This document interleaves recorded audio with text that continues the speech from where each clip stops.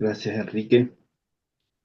Bueno, bienvenidas, bienvenidos, bienvenides a un nuevo ciclo organizado por el Centro de Pensamiento Crítico Pedro Paz y por la especialización en estudios socioeconómicos latinoamericanos.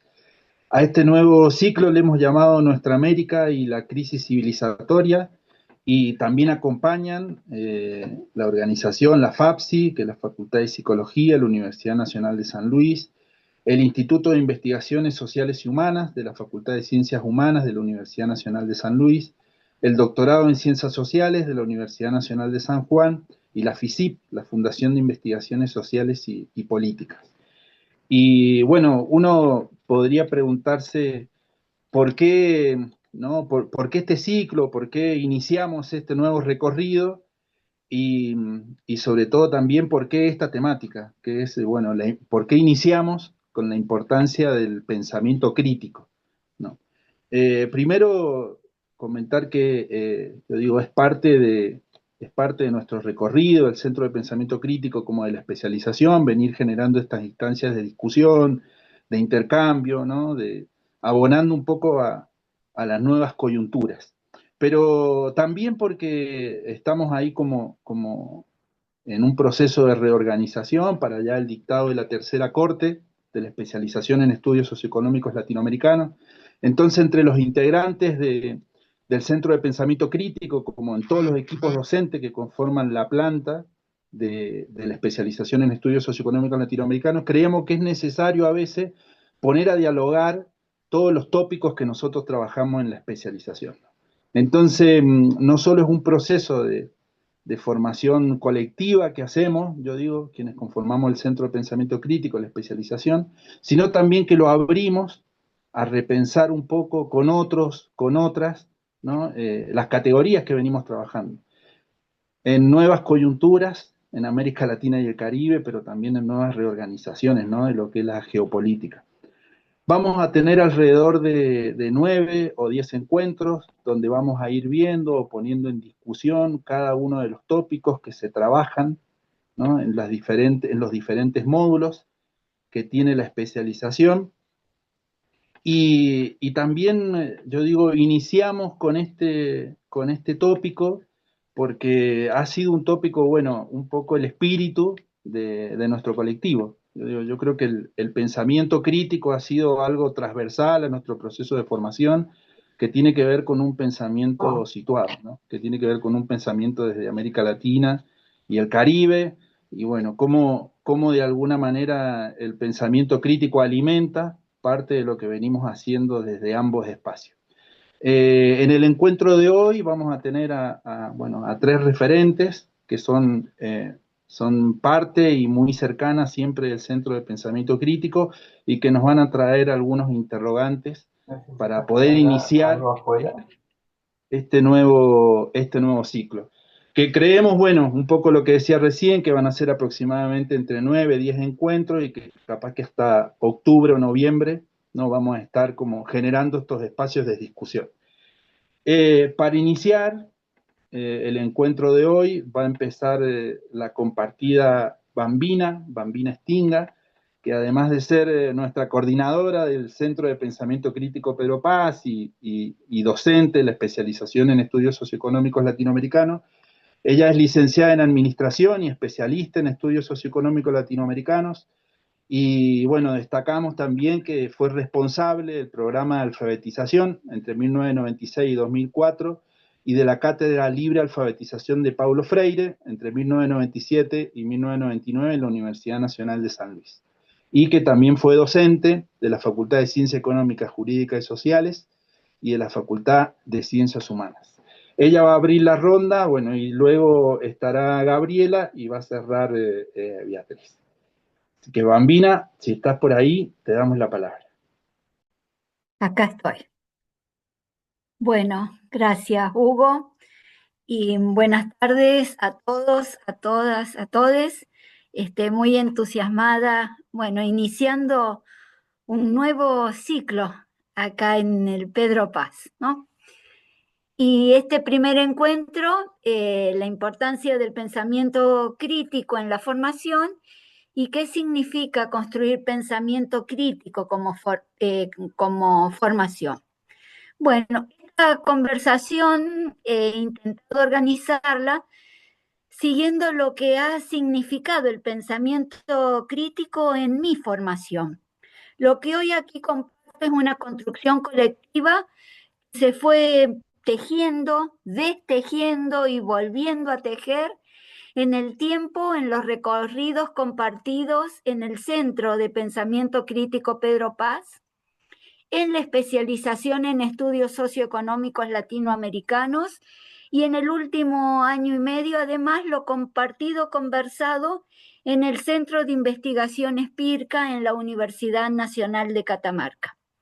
Tanto en el centro como en la especialización, el lugar de conocimiento ha sido y es la economía política. En palabras de Alejandro Haber, podríamos decir, el domicilio del centro, el domicilio disciplinar del centro y la especialización es la economía política. Desde sus inicios se dejó claro en abordarla no como una técnica, sino como una disciplina dentro de las ciencias sociales desde una mirada latinoamericana, caribeña y crítica, comenzando en y con un pensamiento que propicie la argumentación, que procure un conocimiento no dogmático, no apologético, que permee las disciplinas, que tensione teorías y categorías. Sin embargo, esto no significa un pensamiento ecléctico.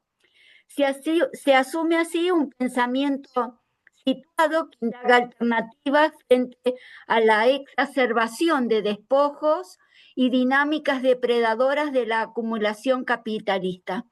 El pensamiento crítico nuestro americano que hemos seguido discurre entre las críticas a la colonialidad, a la modernidad, perspectivas decoloniales, descoloniales, buen vivir, economías sociales y solidarias, miradas desde los feminismos, siempre en los contextos de la lucha y reexistencia de los pueblos en un claro enclave de diálogo de saberes que favorecen aportes tanto teóricos como políticos que concurren a pensar alternativas, emancipación, transiciones en claves de ruptura. Pensar críticamente, de alguna manera, busca en la formación indisciplinar las disciplinas, en tanto se corazone dolores, rebeldías de y en territorios, por cuanto entendemos el conocer no como una esfera autónoma de la vida, sino como sostiene Haber, constituida en la vida misma. Entonces, podemos entonces decir que el pensamiento crítico en la formación, en mi formación, ha sido un discurrir que va desde la crítica de la economía política a una economía política crítica, a la búsqueda de una ética de la economía política. Y bueno, trazaré unas breves trazas de este recorrido, comenzando poniendo en escena la crítica de la economía política. Nos referimos inicialmente a un pensamiento no dogmático, dijimos no apologético, sino además no ecléctico. Asumimos la economía política como la disciplina que explica el capitalismo. El Capital, crítica de la economía política, es la obra de Marx que desentrama las relaciones sociales y la lógica de acumulación y dominación por parte de quienes detentan la propiedad de los medios de producción por sobre los trabajadores y trabajadoras. Marx considera que todo el proceso que cinde los medios de subsistencia y de producción y que dan lugar a la llamada acumulación originaria comienza en el despojo violento de las tierras comunales a quienes la trabajaban. Esto es lo que permitirá luego subordinar todas las formas de trabajo al capital, recuperar el método de investigación que utiliza Marx, la abstracción, permite develar la esencia de los fenómenos concretos. Aquí me permito recuperar los debates de la Gaceta Renana impulsados por el joven Marx entre los años 1842 y 1843. Allí se ocupó de cuestiones referidas a la libertad de expresión y a la prohibición de levantar ramas caídas para ser utilizados por los campesinos como leña. Los debates sobre la ley acerca del robo de leña discurren sobre las diferencias entre recolección de leña suelta, el delito forestal y el robo de leña, ocupándose desde lo concreto de problemas que vinculaban las relaciones derivadas de clases sociales, la propiedad privada y el Estado. Cómo intereses particulares devienen en interés general en el ámbito del Estado, desde lo jurídico normativo, en detrimento de la costumbre y de los sectores empobrecidos de la sociedad. La dieta rechaza la diferencia entre recolección de leña suelta, el delito forestal y el robo de leña, siendo una forma de negar lo que implicó el proceso de desterritorialización en las postrimerías del régimen feudal. Desde este lugar del pensamiento crítico considero necesario traspasar la barrera civilizatoria. Considero que el pensamiento y la obra de Marx es la frontera civilizatoria desde donde pensar actuar la transformación, las transiciones a formas relacionales no capitalistas. El pensamiento marxista permite una comprensión de las relaciones sociales cuya centralidad está en la lucha de clases, basadas en la contradicción entre el capital y el trabajo, expone la deshumanización del trabajo devenido en mercancía, es decir, en fuerza de trabajo, permite reflexionar en los actuales contextos de crisis cómo se expresa en la cotidianeidad la desigualdad desde la fragmentación de las condiciones materiales de vida. Comprender la condición de asalariado y de asalariada permite visibilizar la relación de dominación contenida en la plusvalía como condición necesaria del sistema capitalista. Vamos ahora a la economía política crítica en estas tasas.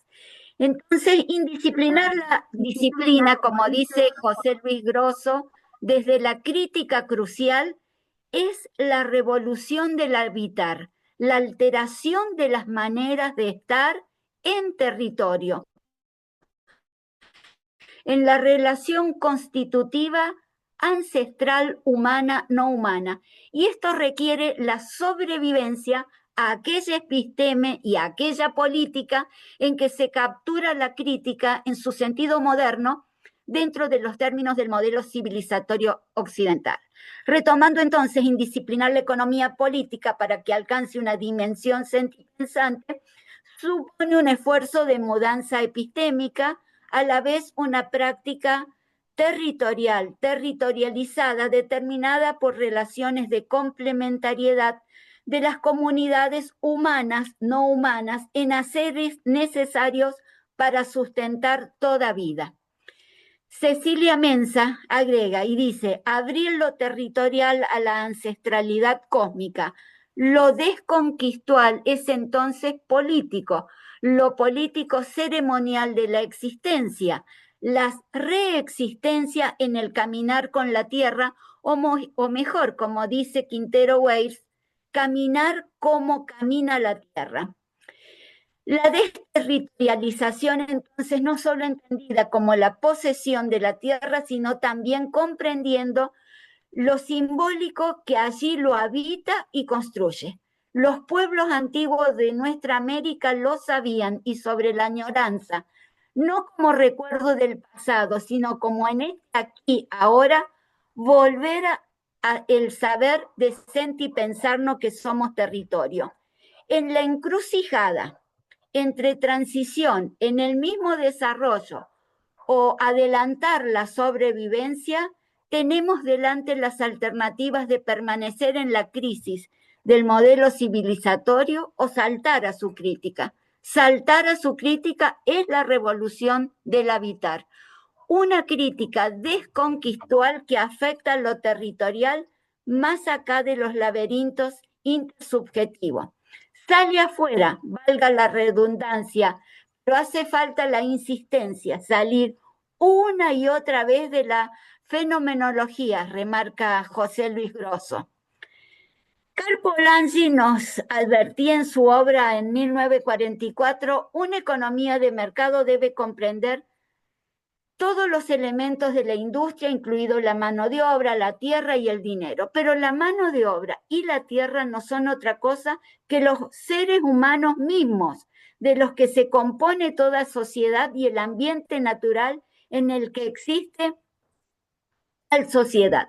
Cuando se incluyen tales mecanismos, tales elementos en el mecanismo de mercado, se subordina la sustancia de la sociedad misma a las leyes del mercado.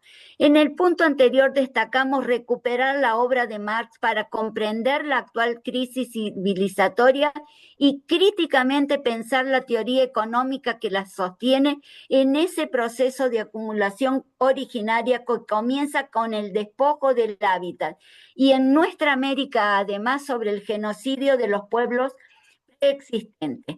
Tal como advierte Rita Segato, lo desconquistal es ese acontecimiento histórico colonial patriarcal que sigue operando en la actualidad en un continuo de despojo, saqueo, violencias, donde la conquista de nuestra América nunca terminó, expresada en los antagonismos que nos constituyen de raza, género, clase.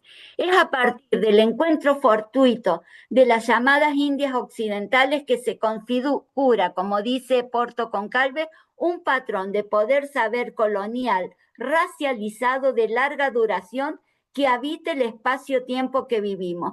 Al fin y al cabo, fue a partir del control del Caribe y de las Indias occidentales que una nueva geografía mundial se dibujaría desde 1492 con Europa, pasando a ser centro geopolítico y cultural, conformando un patrón de poder saber que nos habita aún hoy. Configuraciones como estas son las que habitan en nuestras disciplinas, en tanto nos posicionan en el lugar hegemónico de Occidente. Las primeras manufacturas que conoció el mundo moderno fueron los ingenios de azúcar en el siglo XVI, localizados en el Caribe, más precisamente en Cuba y en Haití, y en América del Sur en Brasil.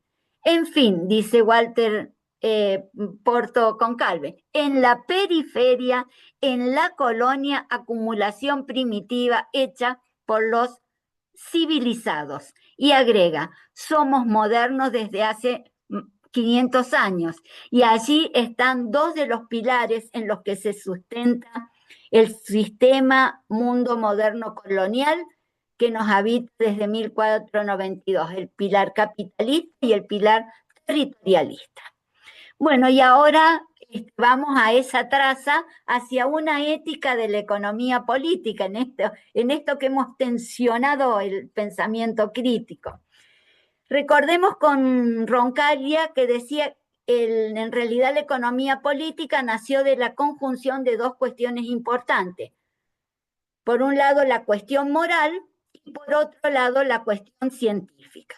Retomamos lo planteado en párrafos anteriores y decimos que si de lo que se trata es indisciplinar la disciplina, adelantar la sobrevivencia, saltar la crítica civilizatoria, saltar a su crítica, insistimos, es la revolución del habitar, una crítica desconquistal que afecta a lo territorial más acá de los laberintos intersubjetivos, como sostiene Grosso.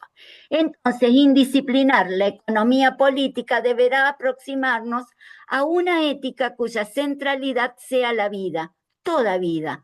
La revolución del habitar deviene en una ética, una ontología del habitar. Y aquí nos acercamos a la ética de Spinoza.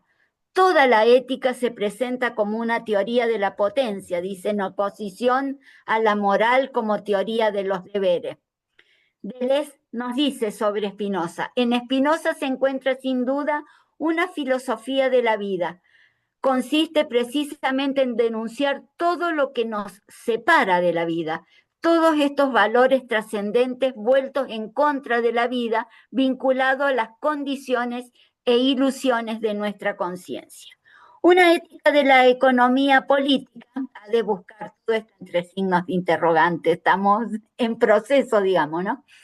Ha de bucear en los entramados territoriales y siguiendo a Giraldo y Toro en afectividad ambiental, en el andar sensible del territorio, incorporando los múltiples campos y densidades de la vida en sucesivos avances, retrocesos, teniendo como relato una ontología de la vida colectiva, involucrando la experiencia sensible de quien conoce, sino también involucrando los cuerpos, territorios en las multiplicidades que compone la vida, donde no hay sujeto, ni objeto, ni dualismo, y sin el tiempo lineal, en tanto en el futuro de lo que viene es lo que ya pasó en una sucesión de las eras y los ciclos que vuelven y vuelven y vuelven, sedimentadas en saberes ancestrales del estar siendo, como dice Kush, en un aquí ahora. Y sostienen Giraldo Toro, cito textual, ejercitar la sensibilidad hasta descubrir que somos cuerpos entre cuerpos, mundos entre mundos, resultado de múltiples encuentros de pieles, interseres entre estando, no hay otra salida que apelar a la sabiduría y el poder de nuestros cuerpos para co-construir entre todos otro etos si lo que queremos es dar giro al colapso civilizatorio al cual estamos encausados. Lo que requerimos es una sensibilidad que potencie a reinscribir nuestro hacer en las condiciones que hacen posible la vida en la Tierra. Esto ha sido un bosquejo, un ejercicio de pensamiento crítico en la formación. Entonces, decir que el pensamiento crítico es construcción colectiva, es un pensamiento incómodo, rebelde, un pensamiento que incomoda, un pensamiento anómalo. No sé cómo estoy del tiempo, Hugo, pero cerraría con un ejemplito que pone en cuestión esto de pensarnos en términos de la ética. ¿Estoy en tiempo? ¿Sí? Sí, Bambina, sí. Y lo voy a referenciar el tema de el Río Nuevo que surge en la zona de entre Villa Mercedes y Juan Corva, dos localidades que se encuentran en la provincia de San Luis. San Luis es una provincia que está ubicada en el centro de Argentina. Yo creo que es como un ejemplo que nos permite visualizar y sentipensar y ver esto de la economía política en términos de la ética. Ese Río Nuevo, a partir de 1985, quienes ocupaban campos en esa zona, comenzaron a observar que iban cediendo alambrados, galpones, pero no se sabía exactamente qué es lo que estaba pasando. Y se iban abriendo como pequeños socavones de unos 5 metros por 5, digamos, ¿no? Pero no había como algún fenómeno que diera cuenta de eso. O sea, cuando esto se fue profundizando, se recurrió a los investigadores en la Universidad Nacional de San Luis, se recurren a organismos como el INTA, a quienes manejaban las cuestiones de suelo y demás, para ver cuál era el fenómeno. Y cuestiones que podían ser vinculadas a la deforestación, al aumento de las precipitaciones, a la naturaleza inestable de los suelos de la región producto de sísmico, no daban cuenta de ese fenómeno que se fue profundizando. Se fue profundizando de tal manera que uno de los socavones que tenía 5 metros por 5 se convierte en un socavón que tiene 25 metros de profundidad y 50 metros de ancho y recorre alrededor de 50 kilómetros. Son la formación de 6 nuevos ríos, de los cuales este socavón más importante, el que se le llama el Río Nuevo, y porque es el más impactante. Bueno, se van ocupando porque empiezan a ceder, los alambrados se hunden, los galpones, mueren animales, se cortan dos rutas que son dos rutas importantes, las rutas número 7 y 8, que vincula a Brasil y a Chile en ese corredor que pasa por aquí, por Argentina, y no sabían a qué atribuir este fenómeno. Después de entrar a buscar, a ver cuál era el problema, determinan que el fenómeno se llama zapping, que es un proceso erosivo generado por agua subterránea que provoca colapsos y provoca cañones. O sea, es una erosión del suelo que no es que se produce de arriba hacia abajo, sino desde abajo hacia arriba. Uno de las arterias o de los brazos del Cañón de Colorado en Estados Unidos sería formado por este proceso. En general no había estudios ni conocimientos al respecto. Esto después se hizo un documental de todo lo que afectó y yo quiero leer lo que lo que dice el investigador de CONICET de la Universidad Nacional de San Luis y que conduce este documental, Jobaji. Dice, el campo es una fuente de inspiración para mí. Hoy toda la información está disponible en imágenes satelitales y en base de datos, y uno no tiene que moverse de su oficina para investigar muchos de los procesos de interés. Pero si yo no hubiese ido al campo, no hubiese encontrado la punta de este ovillo fascinante que plantea la hidrología de una llanura sujeta a fuertes cambios agrícolas. Además de comprender la naturaleza, mi misión es que se haga el uso lo más inteligente y justo de los recursos naturales. Este es un proceso de la formación de los ríos, del surgimiento de nuevos ríos, porque no es un cauce seco, sino es un nuevo río o nuevos ríos, que tarda miles de años en formarse. Miles habla de 10.000 años, más o menos. Y esto en unas pocas décadas se formó el río. Entonces, esto que decíamos de la ética de la economía política, tremendo, se cortaron dos rutas nacionales, una en particular que implica una pérdida millonaria en el transporte de mercancías, porque esa ruta estuvo 2 años cortada en el intercambio entre Brasil y Chile, que fue la ruta 8, la 7 fue más corta. Y el investigador, hasta que no va al campo, no siente el territorio, no lo ve y no puede determinar porque no tiene el conocimiento. No estaban todas las formas de conocer hasta ese momento de este fenómeno que era nuevo. Y esto es lo que decimos en estos ciclos ancestrales, que no es ese saber del pasado, sino son las eras, los ciclos que vuelven y vuelven y vuelven y vuelven y se van sedimentando.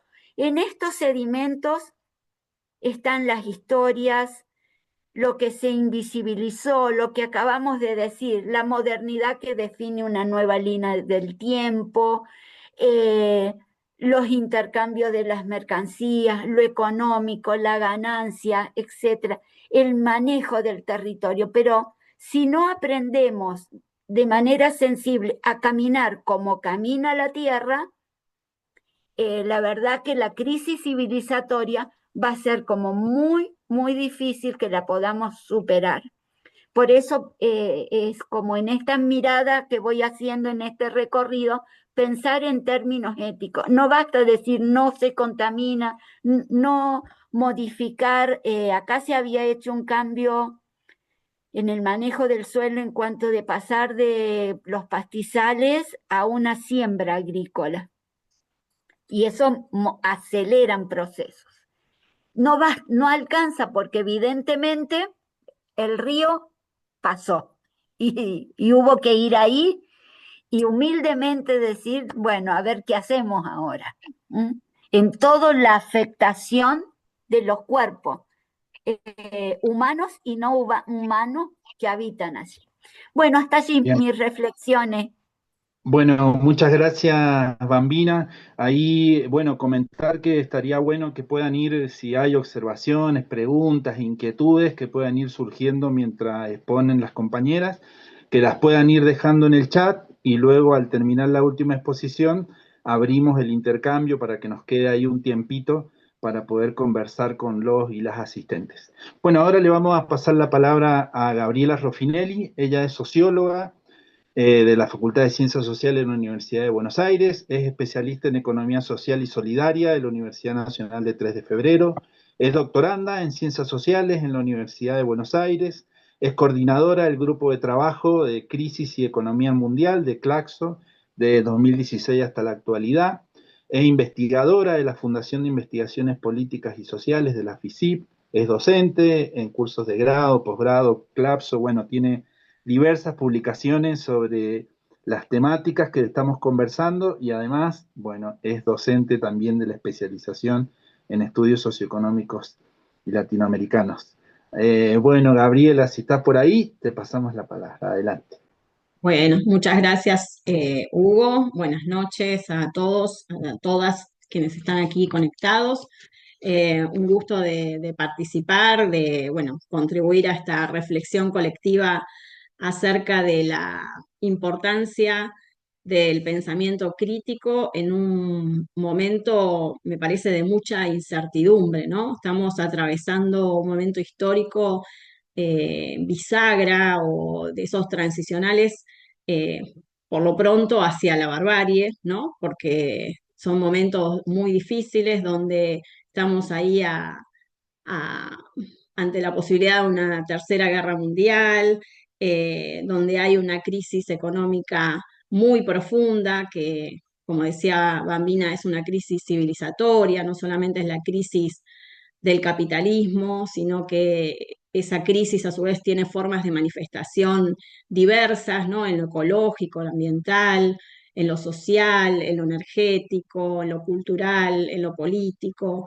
Tiene diversas formas de presentación que se manifiestan en los diversos escenarios sociales, pero implica, o lo que está por detrás, lo que está enterrado ahí, es una gran crisis del capital global en su forma de reproducción. Y esto trae aparejado también no solamente los conflictos bélicos que se desarrollan en distintas partes del mundo, sino también el avance de fuerzas políticas de derecha y de ultraderecha en diversos países también, ¿no? En países centrales y en países periféricos. Entonces estamos en un momento de mucha incertidumbre y donde, bueno, me parece que más que nunca necesitamos del pensamiento crítico para poder interpretar lo que está pasando, para poder comprender y también para poder transformar, ¿no? Para poder también de alguna manera tener una herramienta teórica que obviamente no es una receta ni un dogma, sino que la teoría, como también mencionaba Bambina, se nutre de la realidad, ¿no? Marx decía que el movimiento de lo real va transformando su pensamiento, su desarrollo teórico. Entonces, la teoría está ahí vinculada con lo que va, con las transformaciones que se están dando, pero necesitamos ese pensamiento crítico para comprender y para transformar, ¿no? Como decía Samir Amin, la teoría o el pensamiento crítico es un requisito, decía él, ineludible para la construcción de estrategias esencialmente eficaces para cambiar las cosas y construir un mundo mucho mejor. Y, y necesitamos la teoría porque, como dice Marx, toda ciencia sería superflua si la forma de manifestación y la esencia de las cosas coincidiesen directamente, ¿no? O sea, si lo que se manifiesta, lo que vemos, lo que observamos, fuera exactamente lo mismo que lo que está por detrás, que la esencia, que las relaciones sociales que dan forma a esas formas de manifestación. Si eso fuera directo, si no estuviera opacado, velado, no necesitaríamos un pensamiento crítico, pero como esa forma de manifestación en realmente lo que hace es ocultar lo que está por detrás, necesitamos un pensamiento crítico para desentrañar lo que se manifiesta y lo que está escondido por detrás.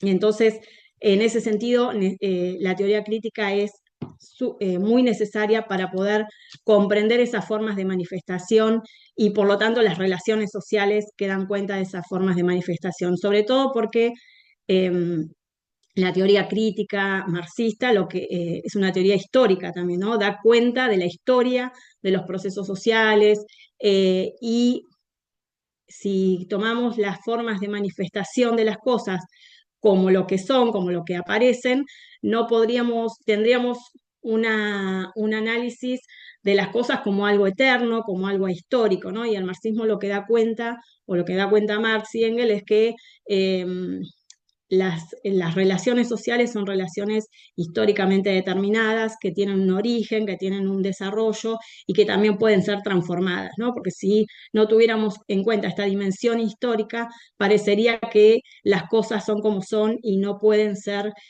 transformadas, ¿no? Y que es un poco lo que le critica a Marx a la economía política clásica, de que de alguna manera desnaturalizaba, ¿no? Parecía que esa relación, esa forma mercantil de producción, esa forma en que la sociedad se organizaba o se organiza con el capitalismo, fuera ahistórica y por lo tanto eterna, ¿no? Marx lo que va a incorporar ahí es esa dimensión histórica para dar cuenta de que hubo otras formas de organización social y que por lo tanto, como se transformaron esas viejas relaciones sociales de producción y dieron origen a las relaciones sociales capitalistas, también estas relaciones sociales capitalistas pueden ser transformadas y superadas por otros tipos de relaciones sociales que no impliquen una explotación de un grupo sobre otro, ¿no? Del hombre por el hombre, como decía él.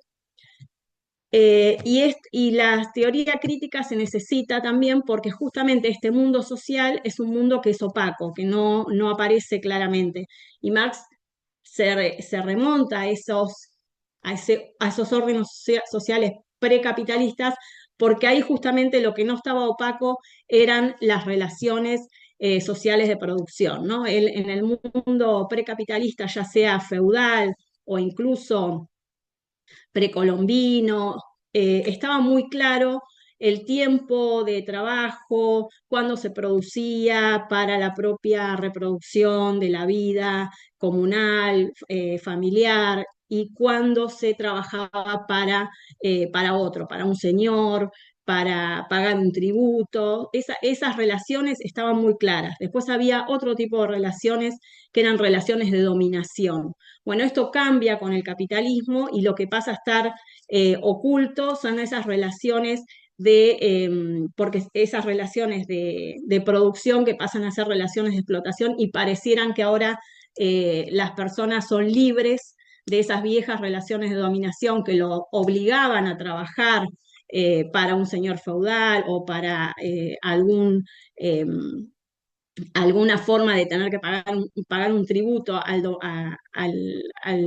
dominador y esto se transforma, ¿no? Queda opaco durante el capitalismo y por eso se necesita una ciencia política que explique esas relaciones sociales. Ahora, el pensamiento que Marx critica, la ciencia política eh, clásica, de alguna manera no puede dar el salto cuando llega a la teoría del valor y dar cuenta que lo que hay ahí es la explotación de una clase sobre otra clase, ¿no? Entonces Marx dice se termina transformando en una teoría apologética, ¿no? Que ya entra a justificar el capitalismo y no a criticarlo.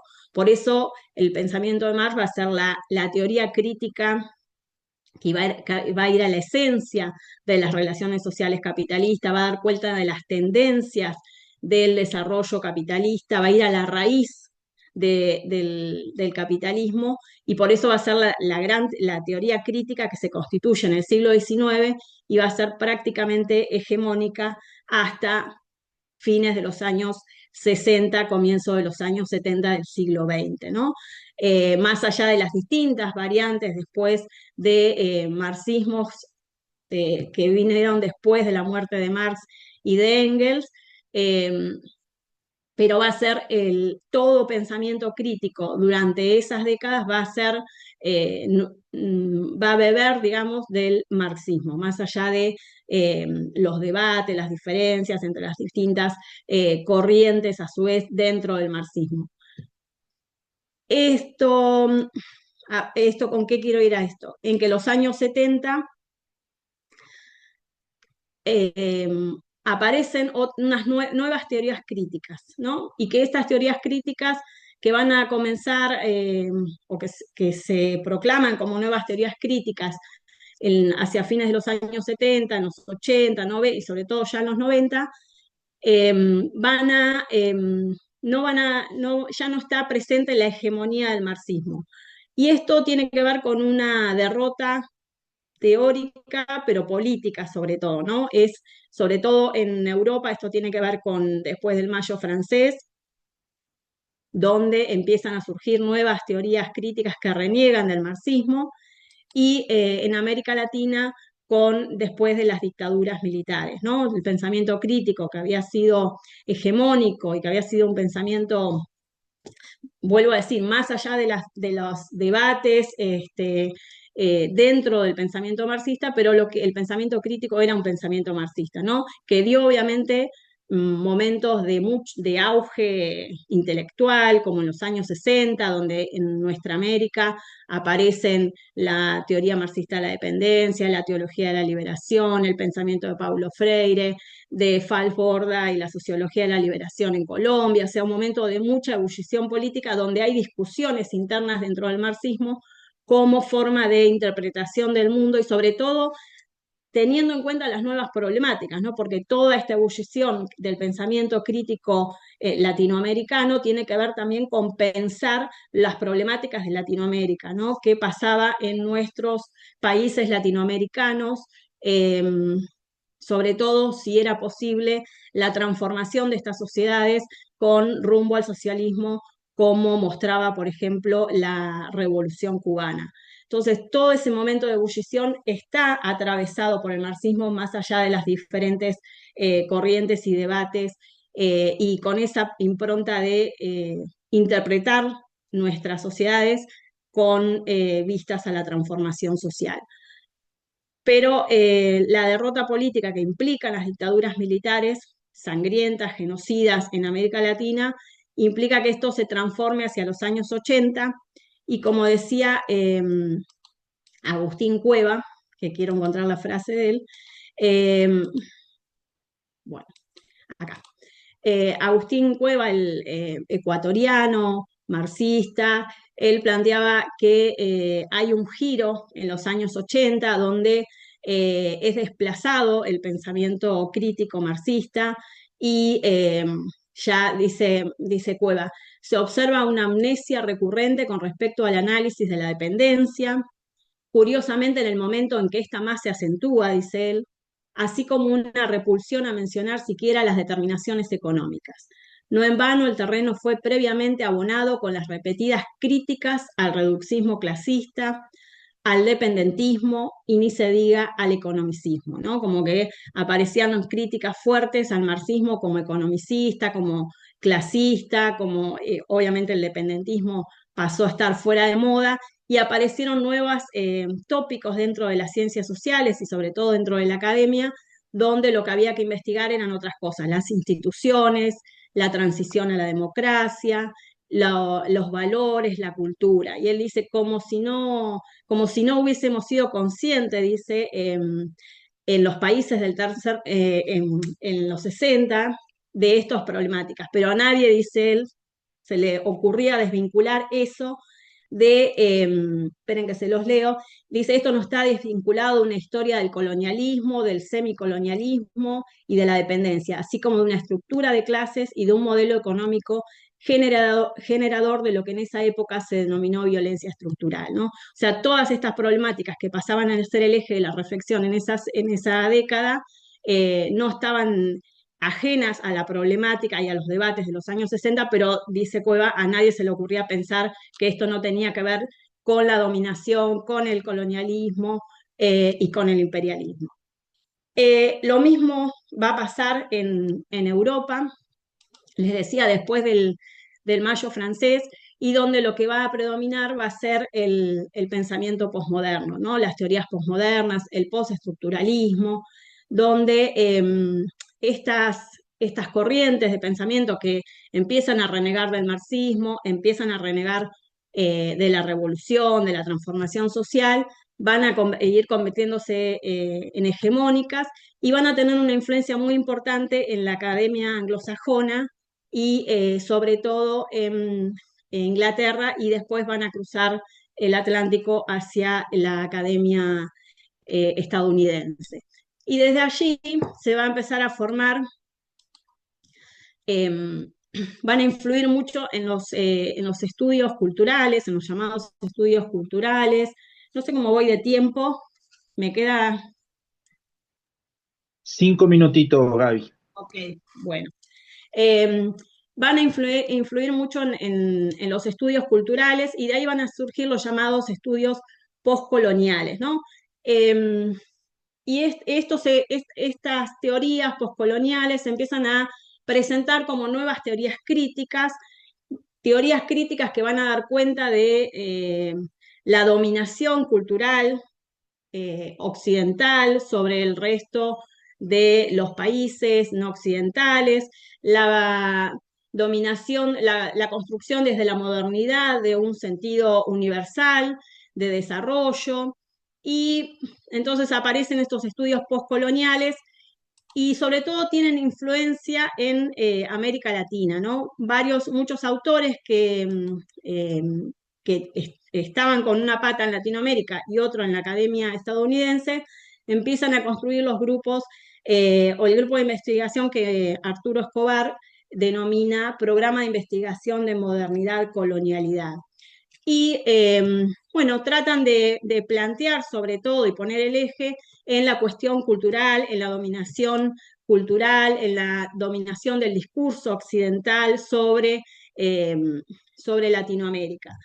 Yo creo que un poco desconociendo o soslayando todo el desarrollo que existió anteriormente, sobre todo desde las corrientes marxistas, del problema colonial, ¿no? Desde los años 20, cuando se produce la Revolución Rusa y aparece y emerge con fuerza el problema de los pueblos no europeos y de la emancipación de los pueblos no europeos, y por lo tanto el problema colonial e imperialista como central, y posteriormente a lo largo de las décadas después de la Segunda Guerra Mundial, con los procesos de descolonización de África y de Asia, ¿no? Y donde el tema colonial está muy presente y hay reflexiones muy importantes acerca de la centralidad del colonialismo, tanto en la acumulación originaria, que lo había visto Marx, cómo el sistema colonial es parte constitutiva de la acumulación originaria en Europa occidental, pero también en la expansión del capitalismo, ¿no? En la expansión imperialista, donde el sistema colonial sigue teniendo un papel sumamente importante. Y yo creo que hoy también, si el problema colonial fue un problema importante en el siglo XIX, lo fue en el siglo XX y lo sigue siendo en el siglo XXI.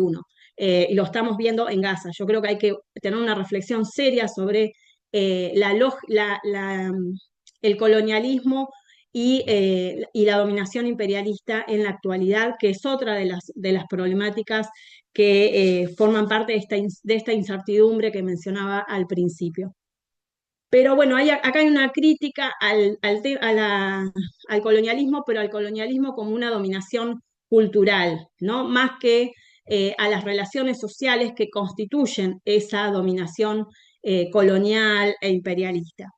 Y Y entonces esta matriz teórica de colonial tiene sus orígenes más allá de que se nutre de autores latinoamericanos, de pensamientos latinoamericanos, pero tiene una raíz muy fuerte en el pensamiento postestructuralista. De hecho, Arturo Escobar dice que su gran base teórica es el pensamiento de Foucault, justamente Foucault que no contempló jamás su reflexión fuera de Europa Occidental y de Francia, se podría decir, ¿no? Que incluso cuando Foucault escribe La genealogía del racismo, él plantea que, bueno, el Estado en algún momento, a fines del siglo XVIII, eh, había logrado hasta el siglo XVIII hacer morir, ¿no? El monarca absolutista podía condenar a muerte y esa muerte era espectacular, ¿no? Un gran escenario, un evento sangriento que se ponía ahí a ojos de todos y el monarca era el que podía condenar a muerte, pero no podía hacer vivir de alguna manera, ¿no? Y a partir del siglo XIX ya en los estados empiezan a tener políticas para garantizar la salud de la población y por lo tanto la vida de la población y ya la muerte, la condena a muerte pasa a ser algo oculto. Ahora, él dice que eso es a partir de fines del siglo XVIII entre el siglo XVIII y el siglo XIX. Bueno, no tiene en cuenta lo que pasa en el mundo colonial, solamente está viendo hacia el interior de Francia, donde justamente el asesinato de la población afroamericana en Estados Unidos era tan dantesco como lo que él describe de esa espectacularidad que tiene la muerte en la época de los estados absolutistas, ¿no? Donde se describen las masacres de los esclavos en Estados Unidos con esa misma espectacularidad. O sea, no tiene un registro de lo que está pasando en el mundo colonial y justamente ese autor es el autor de referencia de autores de coloniales como Arturo Escobar.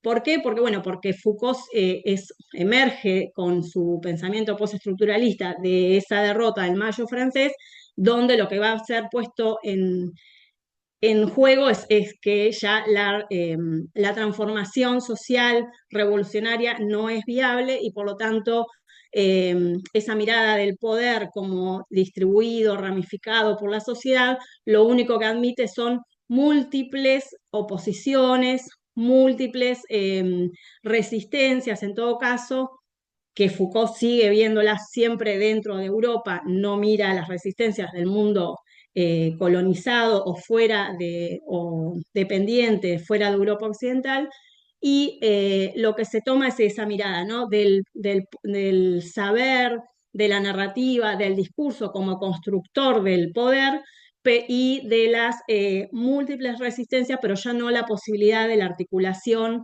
y de la organización de una resistencia que implique un proyecto emancipatorio. Entonces, bueno, nos parece, y estos nuevos pensamientos críticos que tienen esta mirada de matriz posmoderna sobre el mundo, sobre el problema colonial o esta dominación cultural de Occidente, hace una crítica a la modernidad occidental. Esa crítica es a la modernidad, a la dominación cultural, pero no a las bases materiales de esto que es la sociedad capitalista, y por lo tanto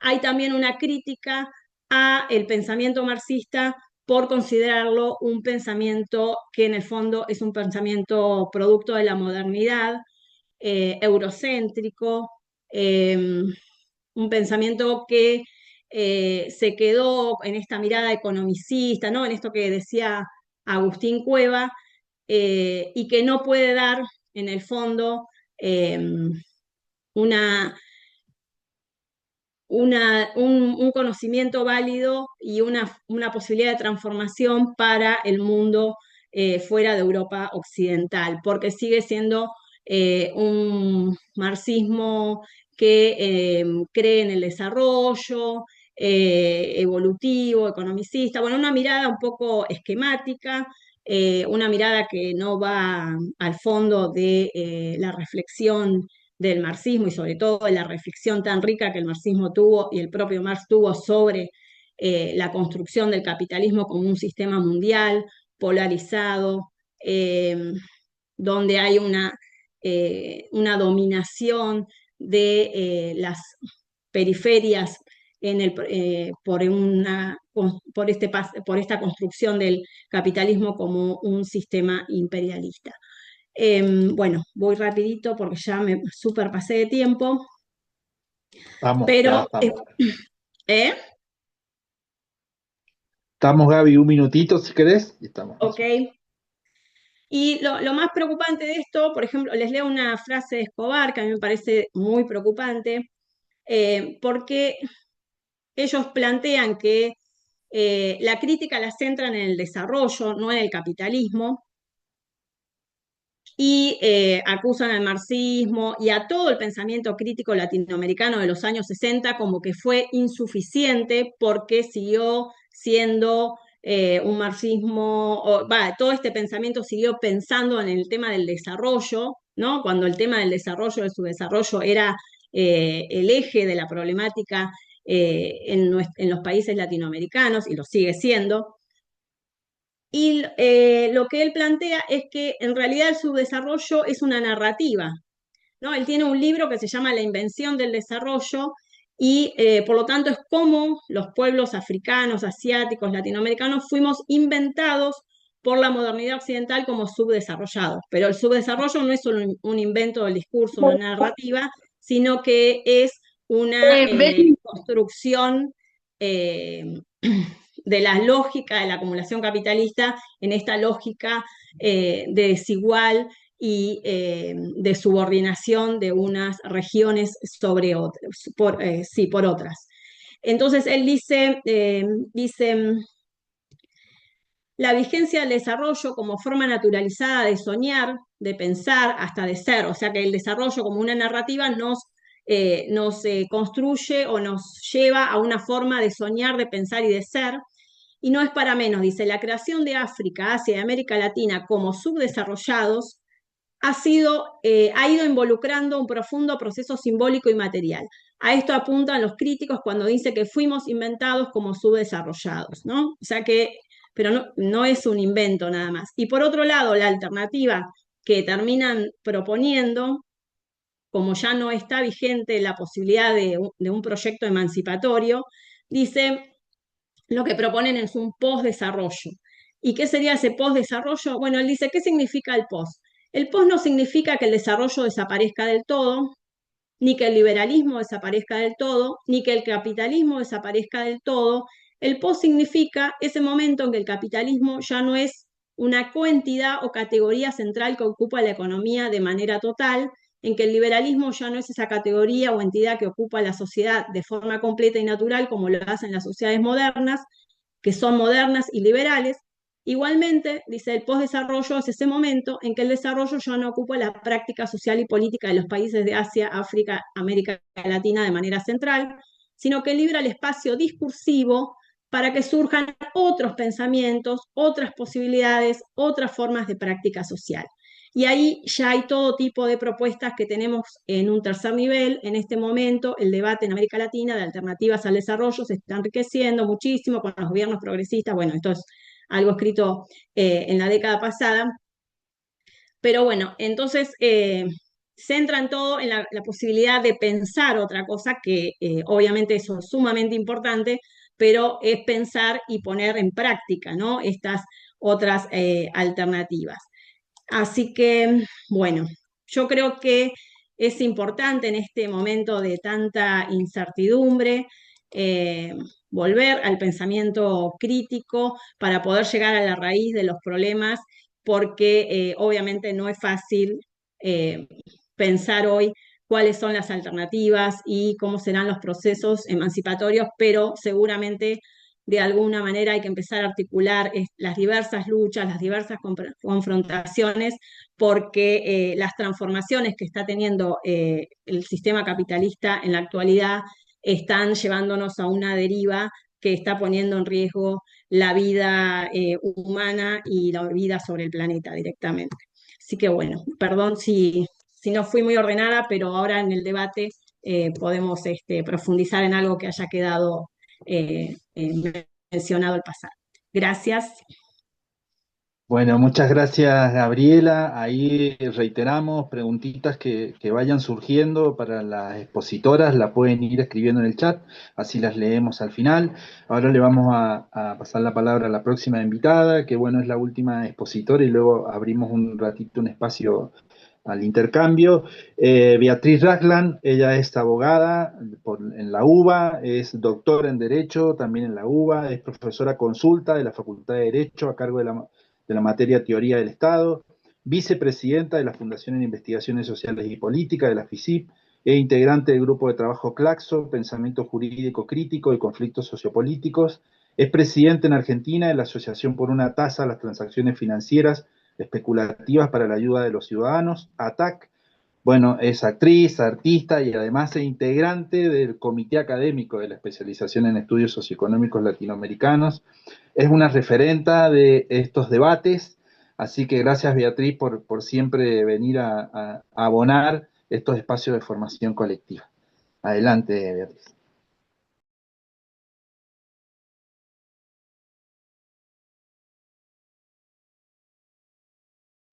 Estás muteada, Beatriz.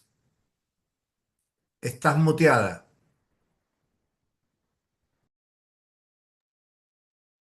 Ah, un segundo.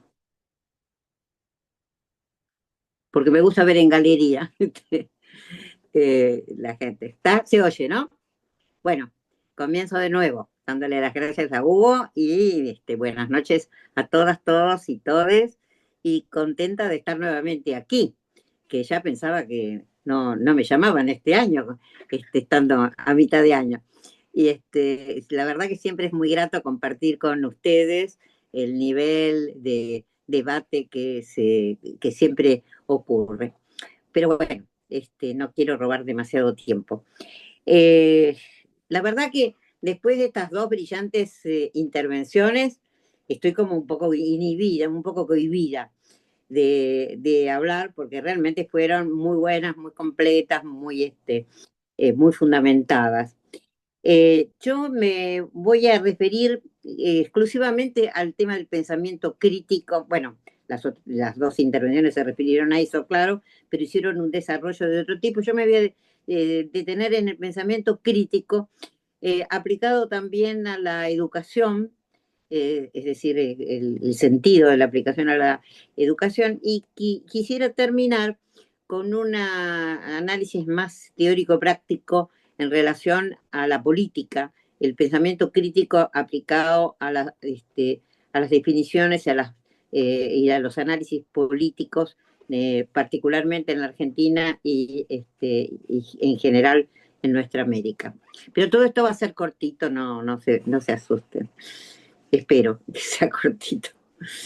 Bueno, comienzo. El pensamiento crítico es la capacidad de analizar y evaluar la información, argumentos, evidencias de manera lógica y reflexiva. Implica cuestionar, en definitiva. Es una forma de pensamiento activa y no meramente receptiva. Estoy hablando de lo que se considera el pensamiento crítico, no de lo que yo creo que es el pensamiento crítico, que después vamos a ir a eso, así que no se asusten. Hay una diversidad de pensamientos que se califican o se autocalifican como pensamiento crítico, que suele concebirse en términos generales como una capacidad individual para analizar, cuestionar y argumentar formas lógicas y autónomas. En tal sentido, se asemeja más a una simple técnica argumentativa o una habilidad del conocimiento que se autopercibe, palabra que hoy es muy usual, que se autopercibe como neutral, lo cual no es verdad. Es cuando el pensamiento crítico se relaciona con el marxismo que se puede entender cómo se cuestionan no solo el contenido del conocimiento, sino también las condiciones materiales e ideológicas en las que ese conocimiento se produce, circula, se enseña, etc. De esa manera, el pensamiento crítico se profundiza y se convierte en una herramienta de transformación social. Una herramienta que nos sirve para develar las ideologías dominantes, la fetichización de las categorías sociales básicas.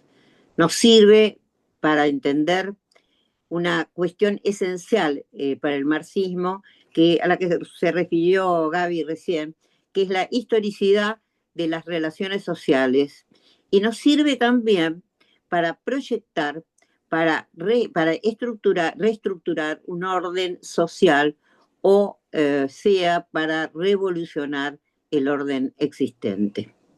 En resumen, el marxismo lo que se propone no es la descripción reflexiva de un conocimiento, sino una crítica estructural de la sociedad capitalista. Referirse a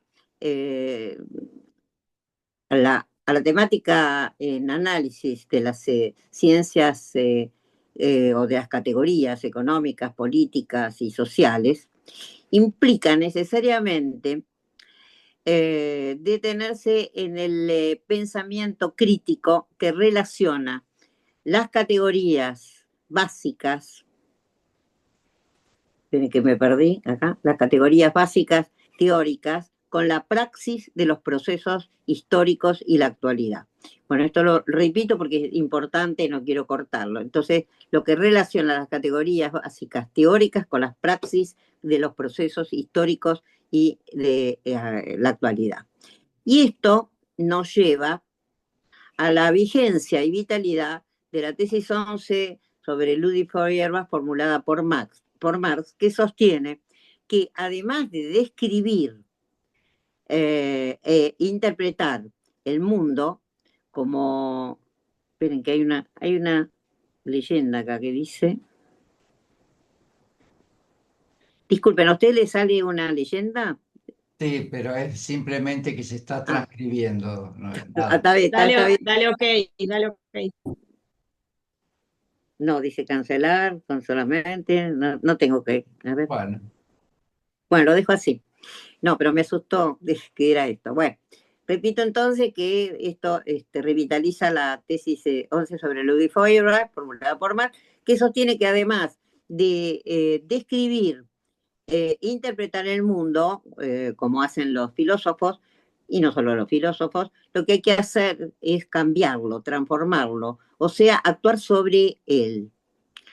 Y esa crítica exige necesariamente no detenerse en los aspectos, digamos, técnicos, sino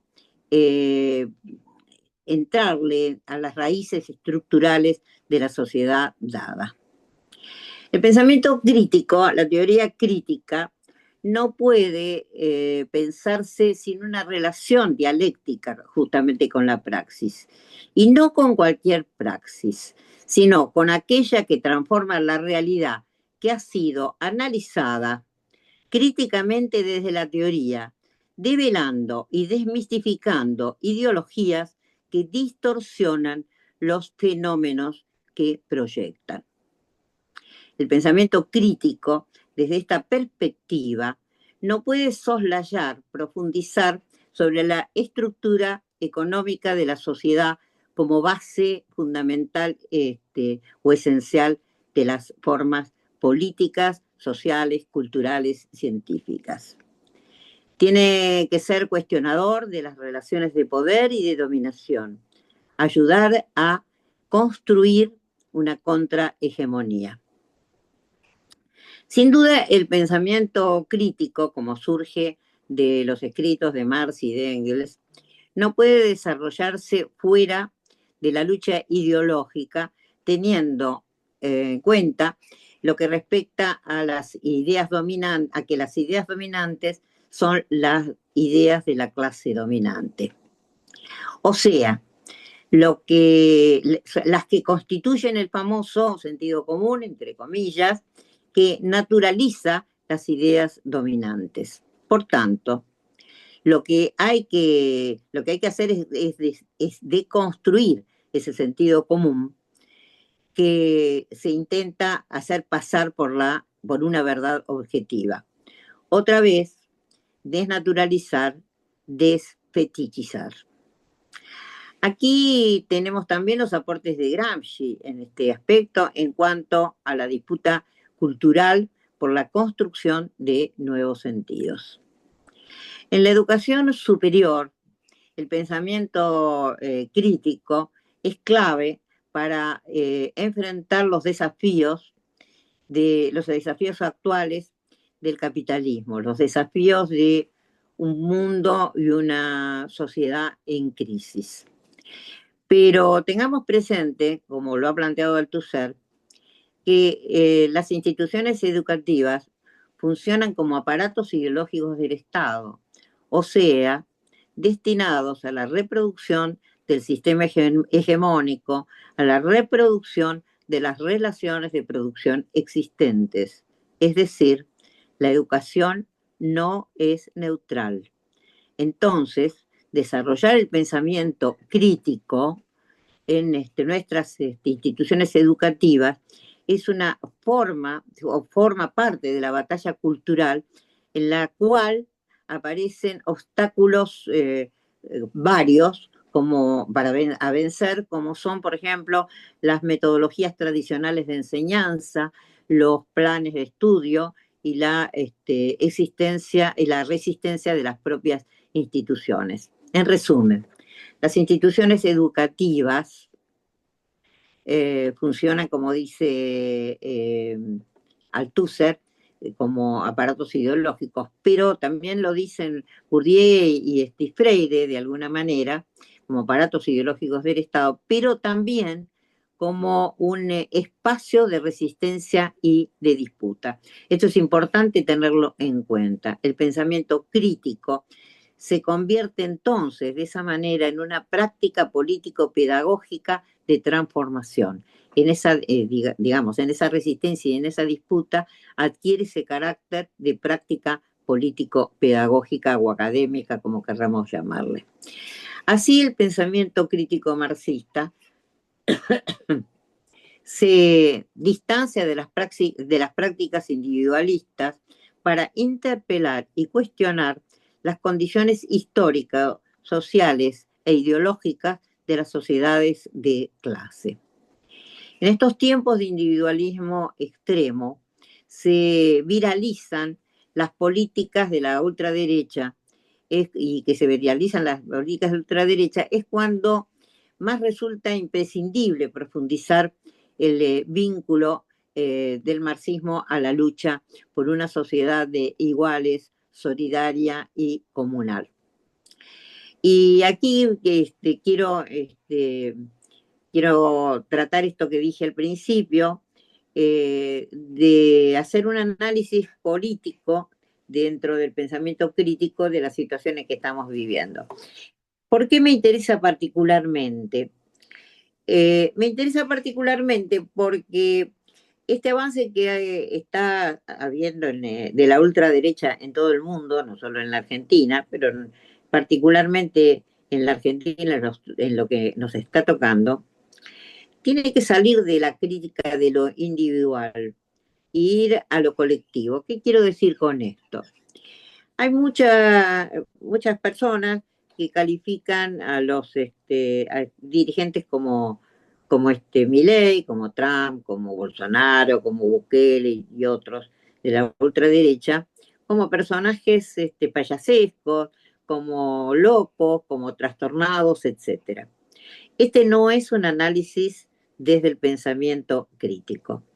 ¿Por qué no es un análisis desde el pensamiento crítico? Porque no está destinado a transformar esto que estamos analizando. Creo que lo que tenemos que profundizar es en ver a estos emergentes gobernantes como el capitalismo de hoy. Son la expresión del capitalismo de hoy. Además, pueden tener características payasescas o de trastornos mentales, pero no es eso lo que nos define. Si no lo vemos de esa forma, nos vamos a equivocar en la lucha política por la transformación de la sociedad. Y es importante porque estamos en una batalla cultural derrotados desde ese punto de vista. Y yo he insistido mucho recién en la necesidad de la resistencia y de la disputa. ¿Hay resistencias? Sí, hay resistencias, pero no son suficientes. Estamos claros que no son suficientes. Hay un avance cada vez más profundo. Y esto nos exige, así como hizo el reconto Gaby también yo diría, no sé, nos ha hecho una historia del pensamiento crítico muy importante. Creo que tenemos que ayornar la cuestión a lo que ocurre en estos momentos. Esto quiere decir que no podemos seguir con las prácticas políticas y pedagógicas inclusive de hace 10 o de hace 20 años. Esto es una expresión nueva del capitalismo actual. Y creo que no tenemos todas las herramientas, estoy hablando del círculo en el cual estamos conversando, que no tenemos todas las herramientas como para enfrentar esta situación y poder ayudar también a nuestros alumnos, a otros colegas, a enfrentar esta situación que estamos viviendo. Esto exige de nosotros una mayor profundización y una mayor búsqueda. Yo diría que es muy importante la búsqueda que hagamos de nuevas formas de trabajo, nuevas formas de ofensiva, nuevas formas de disputa, algo que enamore, que conquiste. Gaby también se refería al auge del marxismo y la baja del marxismo y todo lo que tiene que ver con esto. ¿Y qué es lo que pasa en este momento, en esta ofensiva, donde para el presidente argentino todo lo que no piensan de acuerdo con él son zurdos, más allá de todas los aditamentos verbales que pone, etcétera? Y creo que nosotros tenemos que mostrar que el pensamiento crítico es el pensamiento que hace al cambio de la sociedad y al desarrollo de nuestra sociedad, en cambio de las manifestaciones libertarias a las cuales se está acostumbrando nuestro pueblo. Bueno, hasta ahí llegaría. Gracias. Bueno, muchísimas gracias, Beatriz. No me pasé. Agradecer.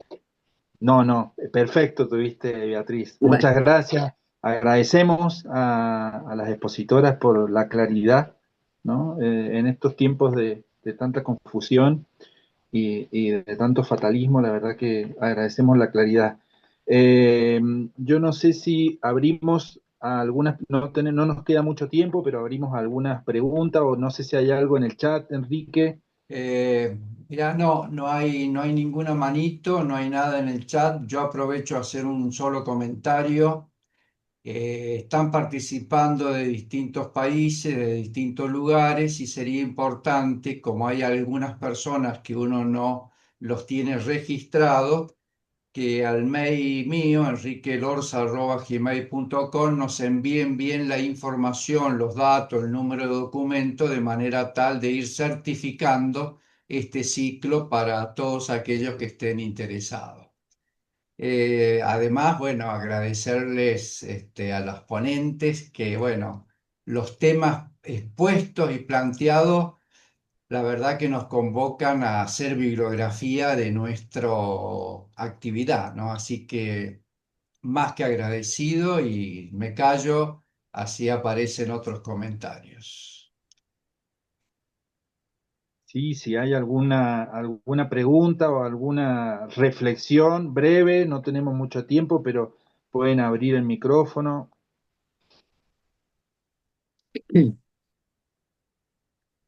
Bueno, si no hay alguna mano levantada, hay agradecimientos y reconocimientos a cada una de las presentaciones. Yo quisiera, así como muy breve, ¿no? Si puede ser alguna referencia, de qué manera nosotros vivimos en una universidad desde el año 1983, democrática, mediante regímenes de representación de todos los claustros, universidad pública, gratuita, etcétera. Pero sin embargo, la universidad pública se ha transformado en una gran reproductora mayoritariamente del pensamiento único.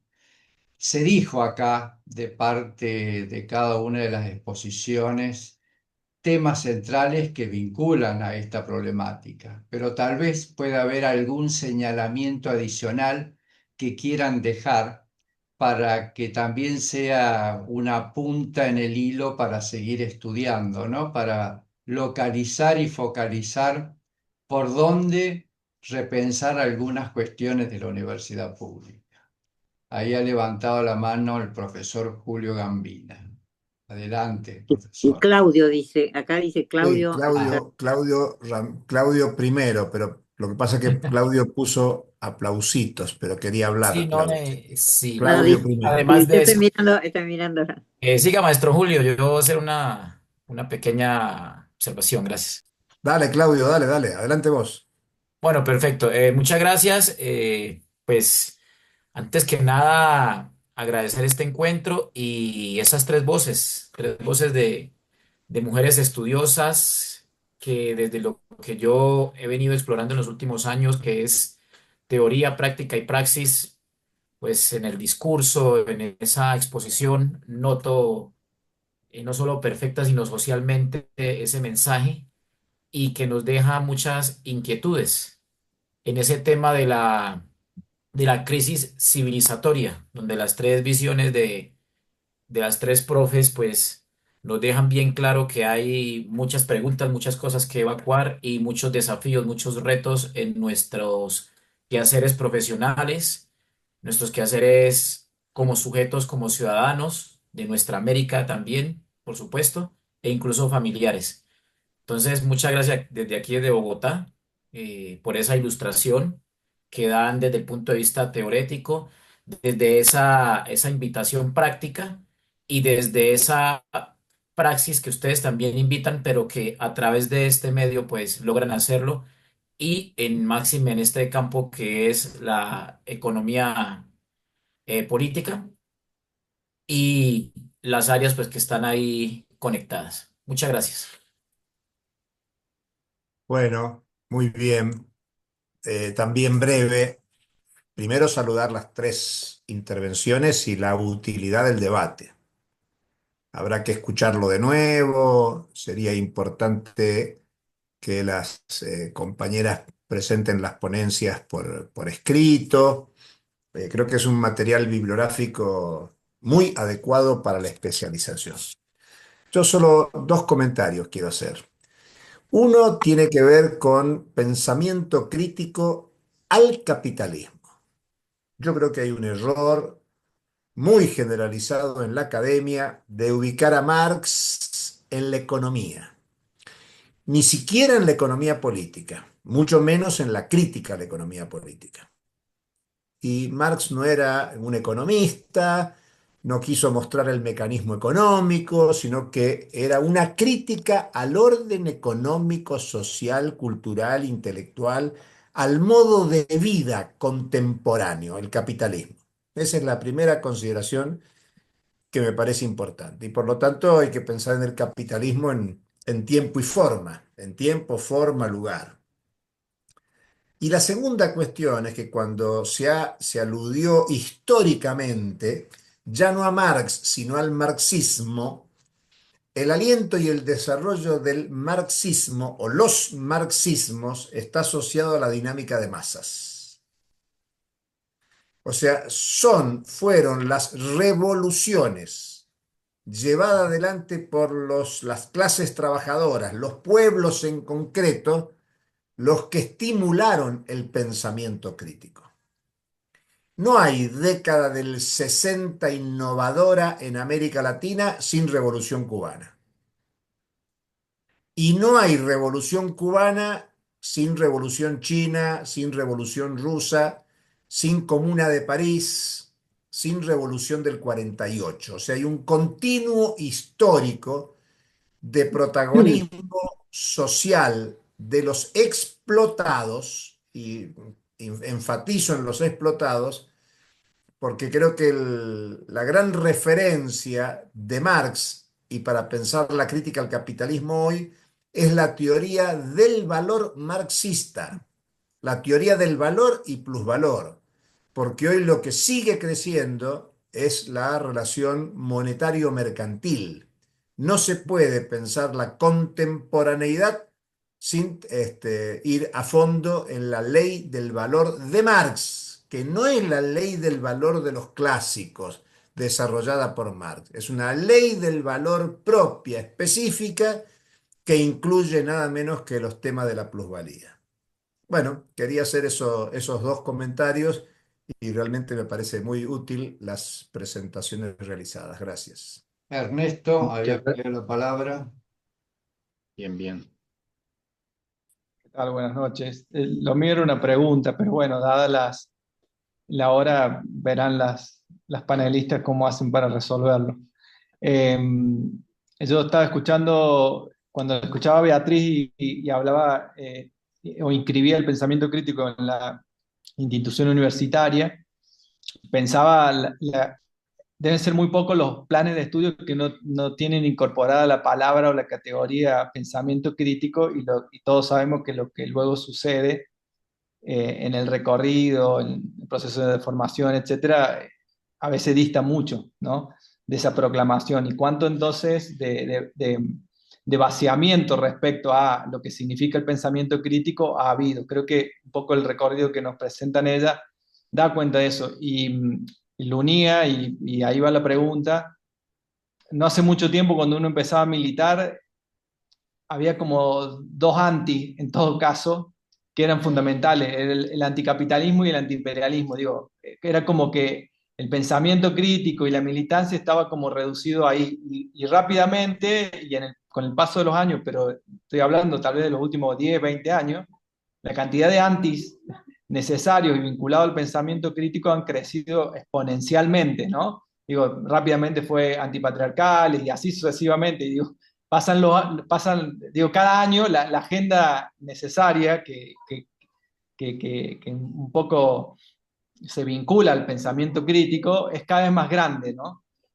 ¿Cuánto de eso respecto al nivel de fragmentación, al nivel de complejidad necesario, termina tentando un poco contra y vaciando un poco el pensamiento crítico en el sentido de cómo lo terminan luego utilizando las instituciones del poder, por supuesto? No sé si se entiende la pregunta, pero es como una reflexión también al mismo tiempo, vinculado al paso del tiempo y la complejidad que ha adquirido el pensamiento crítico. Gracias. Ahí está Rubén, que levantó la mano, y yo diría bueno, con las preguntas o los comentarios que han hecho, después sería bueno que hagan alguna devolución. Estamos en el tiempo un poquito excedido, pero la verdad que vale la pena. Adelante, Rubén. Sí, buenas noches. Yo solamente quería plantear que la exposición de Bambina es tan compleja que requiere un desarrollo y un despliegue por escrito, tal vez, para que se pueda comprender en su plenitud, ¿no? Me parece que se lo merece la exposición. Nada más que eso. Muy amable, muchísimas gracias, Rubén.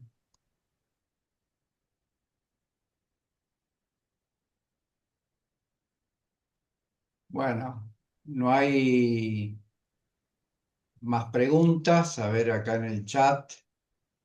En todo caso, Beatriz, Gaby o Bambina, si quieren hacer alguna devolución, algún breve comentario, sería más que oportuno. También voy diciéndole que esto se está grabando y se va a hacer la devolución a cada uno de los participantes, el enlace para que, bueno, puedan acceder. Adelante, Beatriz, Gaby o Bambina, y si no, Hugo, retome ahí el contacto. ¿Quién quiere hablar primero? Habla vos, vamos en el orden inverso. Vamos a ordenar. Bueno, lo que pasa es que la pregunta es muy interesante y yo creo que podría alumbrar un panel sobre ese tema, porque no es la fragmentación de los antis solamente. Todos esos antis son parte de los dos antis que nombraste al principio. Anticapitalismo y antiimperialismo podrían resumir antipatriarcalismo, anti-extractivismo y anti no sé cuántas cosas más. Lo que pasa que la fragmentación de la lucha no es casual y es funcional justamente al capitalismo. Lo que nosotros tenemos que pelear ahora es por la unidad de las luchas, aunque estén fragmentadas en la exposición, digamos, del lenguaje. Pero nosotros tenemos hoy justamente luchas de los jubilados y pensionados, de la universidad, de la salud, de la educación. Ahora, son ajenas, cada cual representa una sociedad o unas relaciones de producción diferentes, no. Todas están contenidas en esta sociedad que tenemos. Lo que tenemos es que reconstruir, así como dije, deconstruir el sentido común naturalizado, tenemos que reconstruir esa unidad de la lucha, que no pasa por eliminar las palabras, repito, porque está bien, sí, son claras que hay que ser anti-extractivista y antipatriarcal, además de eso, yo diría que desde el punto de vista del análisis teórico es casi una redundancia, pero no importa, bienvenida que sea la redundancia, pero lo que tienen que unificarse son las luchas, porque si no, si no se unifican las luchas, nos debilita, y eso, bueno, es automático. Lo que nos debilita a nosotros fortalece al otro lado. Y viceversa. Y tenemos que ir a ese viceversa. No sé si fui confusa, pero... Bueno, sí, yo comparto lo que dice Beatriz, ¿no? Me parece que el capitalismo tiene múltiples contradicciones y eso expresa esas múltiples luchas, ¿no? De género, de raza, de los pueblos originarios, por la vivienda, por el agua potable, ambientales, bueno, esa diversidad de luchas que hemos visto desde los 90 a esta parte, ¿no? Esa fragmentación. El problema es, bueno, cómo unificar esas luchas por un proyecto transformador. Bueno, me parece que ese es el gran desafío que está planteado no solamente en nuestro país, sino en la sociedad en general. Quiero decir, a nivel mundial, ¿no? En todos los países donde uno va, encuentra esta diversidad de luchas y esa imposibilidad de construir una alternativa que implique otro proyecto de sociedad. Que no sea un proyecto capitalista, sino que sea un proyecto donde, bueno, lo que esté en el centro sea la vida humana y en armonía con la naturaleza, como lo había planteado Marx ya también en sus escritos, aunque no vio el desastre ecológico que estamos viendo hoy en día. Y con respecto a lo que decía Julio, sí, la crítica de Marx es una crítica de la totalidad, ¿no? Del orden social capitalista e incluso de sus formas de pensar y de sus ideologías, ¿no? O sea que no es una crítica solamente a lo económico, como podría parecer, sino que hay una crítica mucho más profunda. Y me parece que por eso sigue siendo un clásico, ¿no? Donde necesitamos volver a leerlo y encontramos ahí puntas para pensar, no porque lo haya dicho todo, ¿no? Sino para desde Marx poder pensar nuestro tiempo contemporáneo. Y en cuanto a lo que decía Ernesto de las universidades, bueno, las universidades no son ajenas a lo que pasa en la sociedad, ¿no? Los debates y las teorías que se convierten en hegemónicas y demás tienen que ver con lo que está pasando en el resto de la sociedad. En nuestra Facultad de Ciencias Sociales, en la carrera de Sociología, sobreviven varias cátedras marxistas, pero bueno, que a veces conversando con colegas de otros países ni siquiera eso, pero bueno, eso no quiere, no quiere decir que sea hegemónico ni nada por el estilo, ¿no? Eh, Son los momentos también, ¿no? Cuando vemos crisis o cuando vemos momentos de lucha estudiantil, a esas cátedras a veces empiezan a nutrirse de más alumnos porque hay ahí una búsqueda de tener una herramienta teórica para comprender lo que está sucediendo y en otros momentos, bueno, han sido los vaivenes de estos años, pero las universidades son parte de esto y es parte también de la lucha, ¿no? De poder llevar de llevar el pensamiento crítico a las universidades, aunque estamos en desventajas porque hay becas, hay formas también de que estos no sean temas a investigar, la fragmentación, ¿no? Y bueno, es complejo el mecanismo por el cual también se va erradicando de las universidades el pensamiento crítico.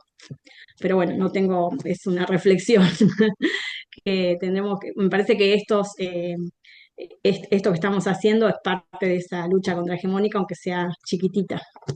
Muy bien, gracias Gaby. A ver, Bambina ahora y después Hugo Bueno, para el cierre. bueno, breve lo mío. Yo creo que esto que se va planteando de la fragmentación, me voy sumando a lo que dijo Beatriz y Gabriela. Nos es constitutivo justamente porque lo que se va fragmentando son los distintos planos de la vida en esas relaciones sociales que configuran este sistema mundo capitalista. El tema es, a mí me parece que como el pensamiento crítico nos ayuda justamente a tensionar estas cuestiones, a decir, bueno, a ver qué estamos haciendo, cómo estamos mirando toda esta cuestión. Esta fragmentación, yo digo que nos es constitutiva porque están en estas dicotomías de masculino, femenino, lo afectivo, lo racional, y el tema que en esas dicotomías, en esas diferencias, están,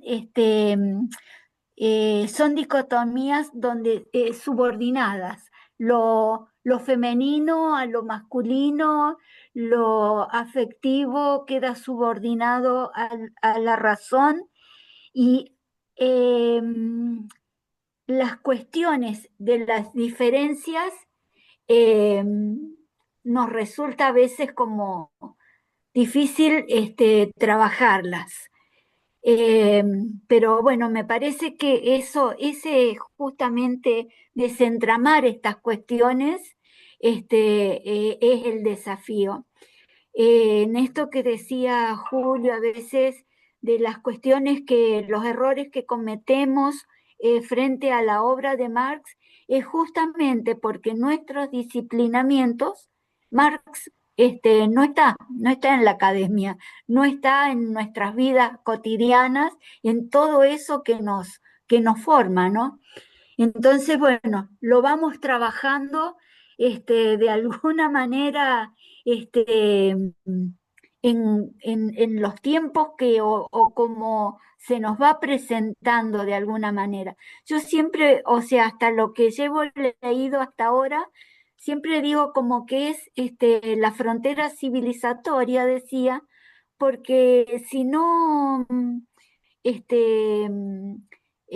leemos esa obra, no podemos ver con claridad lo que queda opaco en las relaciones sociales, en la cotidianeidad. Nadie plantea el tema de la relación del plusvalor, que lo puedo definir categorialmente, etcétera, pero en la vida cotidiana, cuando me paro a dar clase, que estoy poniendo en juego mi propia vida, digamos, no que me arrojo, sino en ese momento en que me paro en el aula, porque la universidad va a ser la institución que va a garantizar y que se profundicen esas fragmentaciones, esas diferencias subordinadas y no en lo que ponemos constitutivamente la vida misma, ¿no? Es como, me parece como muy complejo y a veces también no es casual cómo toda esta forma de pensar, este, la academia no, o la universidad a veces no, este, ni lo considera o lo margina directamente. La semana pasada participaba yo en un encuentro donde había una profesora que presentaba su mirada en cuestiones estos del ambiente y decía, la publicación de la obra se hizo al día porque la academia consideró que esta propuesta es un pensamiento anómalo. Entonces no era un pensamiento de la academia, pero sin embargo es lo que nos ayuda a tensionar y volvernos a pensar desde el territorio con, con las categorías teóricas en una cuestión este, como, como en eso que va Marx, de lo concreto al abstracto, de lo abstracto a lo concreto. No es sencillo, pero me parece que justamente es el desafío, por eso es como estas rebeldías, digamos, ¿no? Que hay estas rebeldías que hay que profundizarlo. Y las luchas, bueno, son las luchas que se dan a hoy en la calle, con todas las cuestiones, bueno, en un momento harán alguna síntesis, porque todos vamos andando más allá de cuestiones de la salud, de la educación, de lo jubilado, o cual sea esa lucha. Muy bien, gracias, Bueno, Bambina. y para quien dijo que si compartí el escrito, bueno, sí voy a compartirlo porque, bueno, está escrito. Arreglaré alguna cosita de redacción, pero está escrito. Gracias, Hugo. Bueno, gracias Enrique. Sí, para cerrar, yo creo que, yo digo, lo que se ha compartido hoy nos va a acompañar durante todo el ciclo, porque precisamente por eso empezamos por la importancia del pensamiento crítico. Es algo que no cerramos hoy, sino que yo creo que se va a actualizar o se va a ir actualizando en cada uno de los encuentros que tengamos. Así que agradecer a las compañeras por todos estos interrogantes o por estas reflexiones y por estas inquietudes, yo digo por estas incomodidades, porque creo que no se cierra acá, sino que lo vamos a ir revisitando en cada uno de los encuentros. Un poco para, yo digo, cerrar este primer encuentro, pero abrir la invitación para lo que va a ser el segundo, que va a ser el lunes 21 de julio, con el tema China en la economía mundial y regional, una mirada desde la crítica de la economía política. Y van a estar compartiendo, vamos a tener el gusto de estar escuchando a Orlando Caputo de Chile y también a Carlos Eduardo Martín de Brasil y va a estar coordinando Julio Gambina. Así que bueno, eso yo creo que es el ejercicio también es llevarnos esto, ¿no? A los espacios, a los colectivos, a los lugares en los que estamos y multiplicar. Me parece que este proceso de formación colectiva también tiene como uno o ese objetivo. Así que sin más, nos vemos en el próximo encuentro. Muy bien. Bueno, muchas Saludos, gracias. Muchas gracias. Muchas gracias. gracias. Nos vemos. Que estén muy bien. Muchas gracias. Gracias.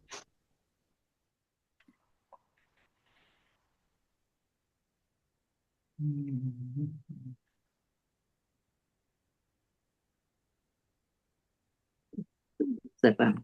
Ahí estamos. Nos vamos cerrando. Gracias. Gracias, una feliz noche. Gracias, acá desde Bogotá, Colombia.